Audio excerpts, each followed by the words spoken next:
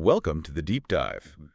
We're plunging into some truly fascinating, often hidden currents of our world today. That's right. We're setting our sights on unseen dangers, the microscopic, the misunderstood threats that kind of lurk beneath the headlines. Because while the news cycles, they might fixate on the visible, it's frequently these hidden threats and the policies that address them. Or fail to address them. Exactly, or fail to, that really shape our safety and security. Our mission today is simple: give you a shortcut to being well-informed on this really critical topic. And this deep dive, well, it's going to be an intense exploration. We're looking at the complex, rapidly evolving landscape of chemical, biological, radiological, nuclear, and explosive CBRN threats. Right. We've pulled from a really insightful stack of sources. We want to uncover some surprising facts, critical innovations, and maybe, most importantly, the human element behind global preparedness. So for you, our listener, the goal is for you to come away with just a deeper understanding of these multi-layered defenses. Everything from international strategy right down to groundbreaking science. All the things that work to keep us safe. Exactly. And also, importantly, understand what happens when those vital layers get compromised. So let's kick things off by looking at something pretty fundamental: how easily scientific truth can be, well, muddled. Yeah, that's a good place to start. When we talk about scientific truth getting muddled, it's hard to find a more chilling historical example than Trofim Lysenko in Soviet biological science. Oh, definitely. We're talking late 1920s to the 1950s. An ideological autocracy just absolutely crushed the scientific principles of natural selection. Just disregarded them. Completely. Scientists who dared to dissent, who showed how experiments disproved Lysenko's politically convenient theories, they found themselves ostracized, sent to labor camps. Or worse, some were even killed. It's a stark reminder, isn't it? The cost when dogma just completely overrules data. It really is. And the critical insight there, I think, is the profound, long-lasting damage of Lysenkoism. It wasn't just like a momentary blip or error. Yeah. It actively set back an entire generation of geneticists and biologists. Just imagine, a whole nation's scientific progress basically kneecapped. Not because of a lack of brains or resources, but because political ideology was prioritized over verifiable scientific truth. Yeah. The echoes of that kind of suppression, well, they can reverberate for decades. It undermines public trust and expertise right down to its foundations. And it's not just some dusty historical footnote, is it? Our sources draw the pretty stark contemporary parallel. Right. They mentioned the Trump administration. Yeah, highlighting the Make America Healthy Again, or MHA, movement. It's described in the source material as leaning into Lysenko-esque pseudoscience. Strong words. They are. The sources note the suspension of thousands of research projects, projects aimed at reducing disease impact, and their replacement with what's called a hodgepodge of Christian nutritionists, vaccine deniers, and podcasters. Yeah. It even apparently included these broad brush searches that paused grants just for mentioning the word diversity. Yeah. Regardless whether it was, sexual diversity or ecological diversity. That lack of nuance is telling. But this brings up a really critical distinction, I think. While MAHA is described pejoratively towards science, sure, it differs from Lysenkoism in a crucial way. How so? Well, it's likely temporary, right? Lasting only as long as an administration. Lysenkoism, on the other hand, it literally eradicated an entire generation of scientists. That caused far more permanent damage. Okay, that's a fair point. However, MAHA's critical legacy, according to the source, is that it provides fuel for this rift of vaccine hesitancy. And this rift, it's been building since, 1988? Right. With Andrew Wakefield's now discredited claims linking MMR to autism. Read that whole saga. And now, post-COVID, it's described as endemic within modern societies. This directly impacts public trust. It makes it profoundly difficult for, say, CBRN officers to give expert, actionable advice in a crisis. Because the foundational trust just isn't there. Exactly. It's eroded. Precisely. When that public trust erodes, even clear, verifiable threats become so much harder to manage. Huh. But let's shift gears to an immediate, tangible threat, one that does require accurate scientific identification. Okay. Like the urgent need to quickly identify trace amounts of fentanyl and xylazine. Huge problem right now. Absolutely. Tools like the FLIR Griffin G510X, which uses GCMS, that's gas chromatography mass spectrometry. A sophisticated bit of kit. Very. It basically separates and identifies individual chemical compounds. These tools are critical because they can confirm what's in street drugs in under 5 minutes. Yeah, that fast. Yeah. This kind of rapid, undeniable science is essential when you're facing very real physical dangers like these potent opioids. It's really striking how these tangible threats intersect with what our sources call hybrid threats. Yes, that term comes up a lot. Paulina Gogach defines it clearly in Smoke and Mirrors. The NATO CBRN Center of Excellence, the COE, defines hybrid threats as blending military and non-military means to destabilize and undermine an opponent. So not just bombs and bullets. Not at all. They're difficult to attribute, they're executed with intent, and they target societies to create confusion, disrupt decision-making, sway public opinion. The goal is to weaken an adversary from within, right? Without maybe ever firing a traditional shot. Precisely. And these aren't actually new tactics, just maybe rebranded or using new tools. Like that historical example from the article, the Russian Denver II campaign back in the mid-'80s. Yeah, that's a powerful one. It convinced people in parts of Africa that AIDS was created by the CIA. And this pernicious lie, as the article calls it, then evolved and spread without any further Kremlin input. Shows the long game, doesn't it? Yeah. Disinformation campaigns aren't always about a single event. It's often a slow, insidious poisoning of public perception over time. That old wine in new bottles analogy from Gogach seems spot on then. Absolutely. New labels like AI and cyber might change the appearance, the vectors of attack, but the core strategy, psychological operations, manipulation that remains. And the CBRN component. Critically, that adds an extra layer of immense fear. It's something that can be manipulated, constantly testing the threshold of war. And this isn't hypothetical. We're seeing ongoing, often unacknowledged chemical incidents in Ukraine right now. Really? Yeah, demonstrating how this blend of fear and, well, fact blurring can play out in a live conflict zone. Okay, so from that invisible battlefield of information war and hybrid threats, let's transition now. Let's talk about the practical realities, what responders face on the ground. Right, the sharp end. What stood out to you from the Hazmat Roundtable insights? They really looked at these crucial frontline operations. Well, a critical point from the Laying the Table article is how persistent these foundational challenges are in hazmat preparedness. You mean they don't really go away? Pretty much. The 2024 strategic priorities, they were just as relevant in 2025.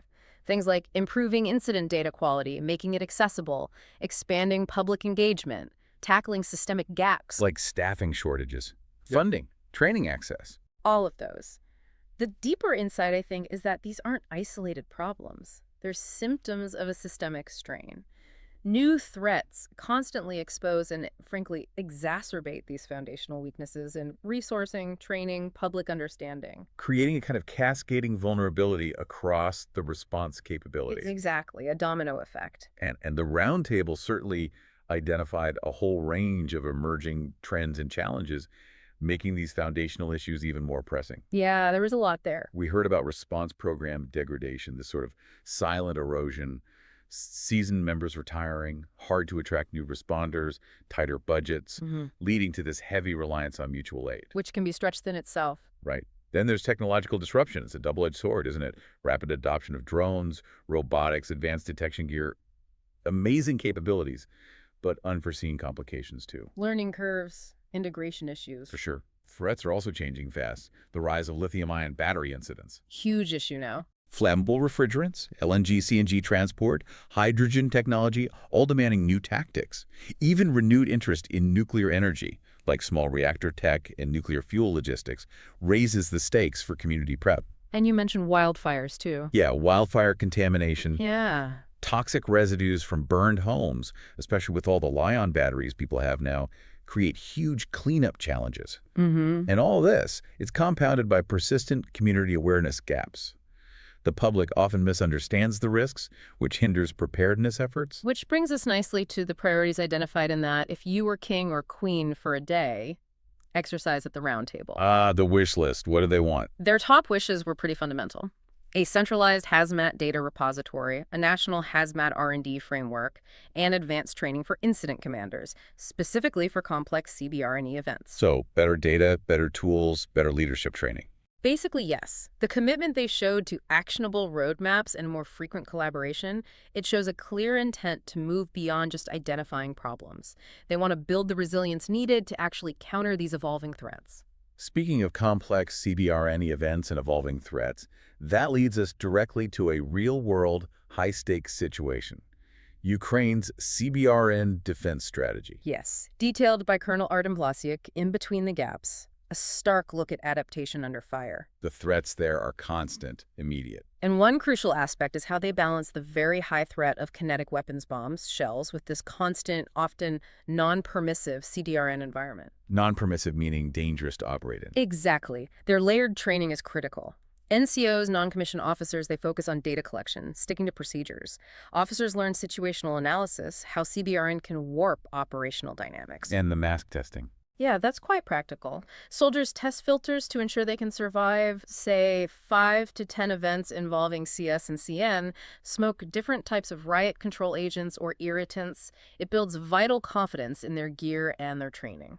And then there's the really innovative move, born out of necessity, using UAVs, drones for CBRN reconnaissance. Right. Colonel Vlasic notes it's experimental, it's slow, lacks real-time transmission. Plus, it's not accepted by the OPCW, the Organization for the Prohibition of Chemical Weapons for chain of custody. Correct. That means the evidence collected that way isn't formally verifiable according to international standards, ensuring it hasn't been tampered with. But for their own knowledge. For their own knowledge and database on suspected Russian chemical use, it's proving vital. They're adapting, even without perfect solutions, just to gather critical intelligence on the fly. It really highlights the systemic gaps, though, doesn't it? Absolutely. They still lack sufficient detection equipment, and vital consumables are running out. That's why Vlasic's long-term vision is for a state-level CBRN response center. A whole-of-nation approach. Exactly, bringing together military and civilian components to monitor, organize, coordinate defense and safety. It's a recognition that these pervasive threats demand comprehensive, unified action, not just isolated tactical responses. Okay, so from the tactical ground level in Ukraine, let's shift focus again up to the strategic command level. We have insights from Brigadier General Chris McKinney of U.S. European Command, EUCOM. Right, from the Mask of Command piece. The scale of planning here is immense, driven by recent geopolitical shifts. What was the big takeaway there? A significant revelation is the profound soul-searching, as the source puts it, within EUCOM after Russia's 2022 invasion of Ukraine. That really changed things. It absolutely did. It directly led to Sweden and Finland joining NATO and this renewed, intense focus on the European theater. We've seen a surge in CBRN defense priority, massive exercises like Steadfast Wolf and Defender. Defender involved 25,000 participants. That's huge. It is. It signals a very serious commitment to adapting to this new reality where a contaminated battlefield is a real possibility. Forces must be prepared to operate within it. It also highlights what was described as CBRN atrophy during the global war on terror years. Yes, the focus shifted away. So now there's this renewed push to ensure equipment and training allow forces to actually fight and win on a contaminated battlefield. It's almost like a return to basics, but with modern complexities layered on top. Making sure fundamental readiness hasn't been forgotten. And this brings to light the shifting topographical gravity for NATO. Meaning the geographical focus. Precisely. With Finland and Sweden joining, the border with Russia extends by 1,300 kilometers. That brings new cold weather threat challenges, demanding specialized CBRN capabilities. But there's an advantage there too, right? A huge one. Finland and Sweden bring their pre-existing whole-of-government response expertise. That's a massive asset to the alliance. And we shouldn't forget the role of things like the National Guard State Partnership Program. How does that fit in? It builds international trust and collaboration at a really fundamental person-to-person level, crucial for interoperability. Okay, strategy is one thing, but let's inject a dose of financial reality now. The budget. Always the budget. Courtesy of Al Moroney's analysis of the U.S. DoD's FY 2026 Chemical Biological Defense Program, the CBDP budget. From Financial Ombudsman. Right. Despite how critical these threats are, the analysis notes the Department of Government Efficiency, DOGE, even managed to make cuts of $50 million. Which sounds like a lot, but in the grand scheme of defense spending. True, but the key takeaway from the analysis is what a flatline budget actually means. Right, it's effectively a cut because of inflation. A loss of value, a silent but devastating blow to vital programs. And what often gets overlooked are the tough trade-offs this forces. Exactly. You have to maintain robust areas. The source mentions medical, biological, biodetection, individual protection, while others, like medical, chemical, and information management, are shrinking. It's striking to see the procurement of, 240,000 JSLS suits? Yeah, the Joint Service Lightweight Integrated Suit Technology suits, essential chemical protection gear. Costing over $180 million, even while they're still working on the new Uniform Integrated Protective Equipment, the UIPE ensemble. It highlights the long timelines and complexities in fielding new gear. And there's also that controversy mentioned. About services using CBDP funds for consumables. Yeah, things like filters, decontamination supplies. Technically, those are supposed to come from the individual service's own budgets. It reveals this deeper struggle over resource allocation, who pays for what. That's a sobering look at budgets and strategic choices. But sometimes the most profound threats, and maybe even solutions, lie at the microscopic level. Definitely. Which brings us to the really fascinating and equally critical scientific realm of toxins. We have insights from Professor Brenda Wilson in Sounding the Toxin. Her story is incredible. I was really struck by her personal journey into this field.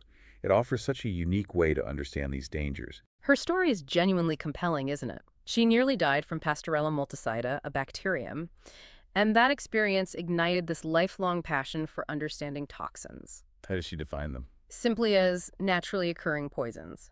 And she emphasizes why they're often overlooked despite their immense power.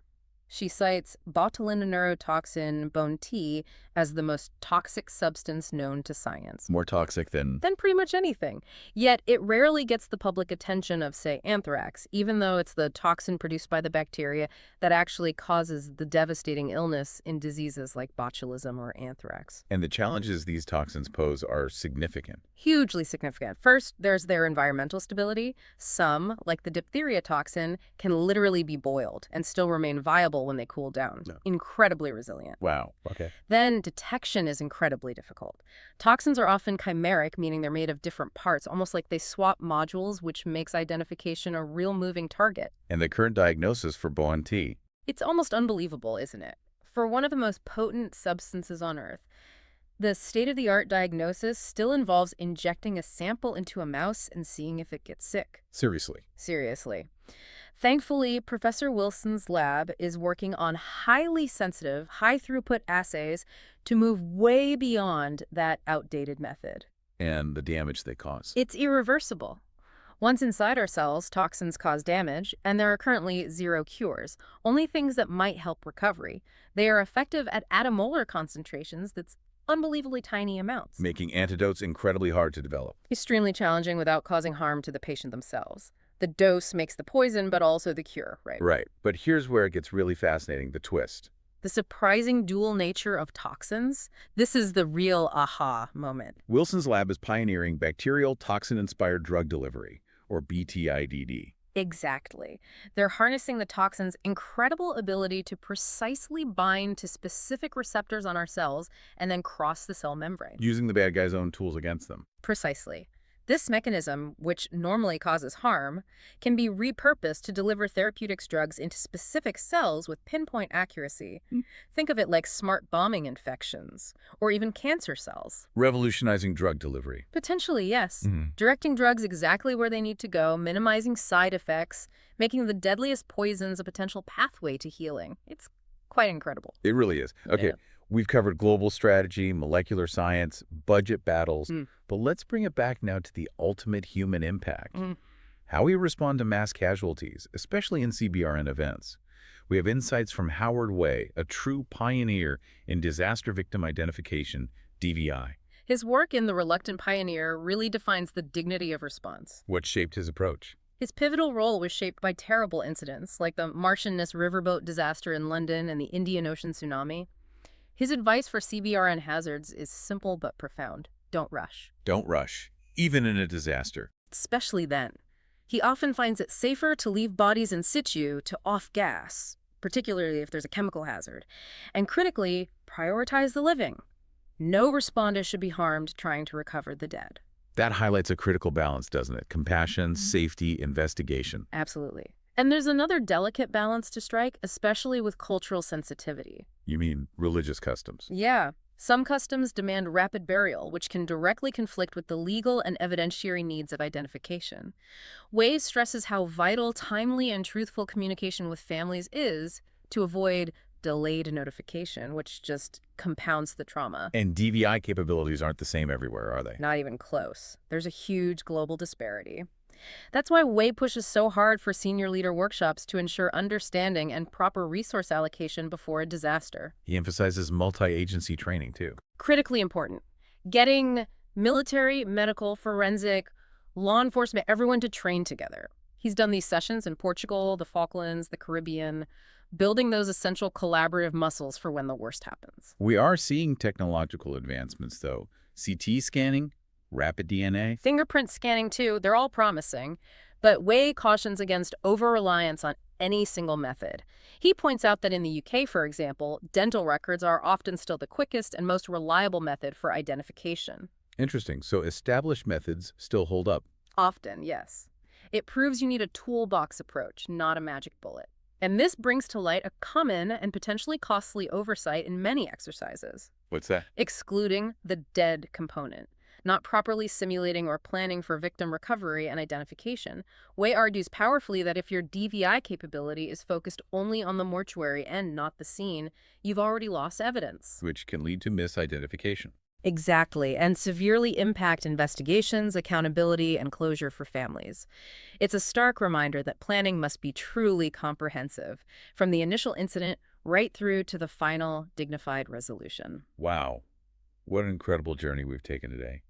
We've navigated from, the insidious spread of pseudoscience and disinformation that can just cripple public trust. Right back to Lysenko. Exactly. To the evolving threats faced by hazmat teams on the ground, the strategic shifts in military preparedness driven by geopolitics. Then down to the molecular level. Exploring the groundbreaking science of toxins, their power, their surprising dual nature, and finally reflecting on the profound human dignity involved in disaster victim identification. Yeah, it's been quite a sweep, and the common thread weaving through all these complex topics is really striking, isn't it? What stands out most to you? The absolute imperative for mental agility, critical thinking, constant adaptation, and just unparalleled collaboration across all sectors. It really does seem essential. Whether you're battling misinformation, responding to a hazmat incident, developing cutting-edge countermeasures, or ensuring respectful identification after a tragedy, navigating this world of increasingly complex, often invisible dangers demands that we work together, openly, innovatively. So, for you, our thoughtful listener, maybe here's something to consider as we wrap up. In a world where dangers are increasingly complex and often invisible, how do you ensure your own information is resilient against manipulation? And is your understanding deep enough to truly see what others might miss?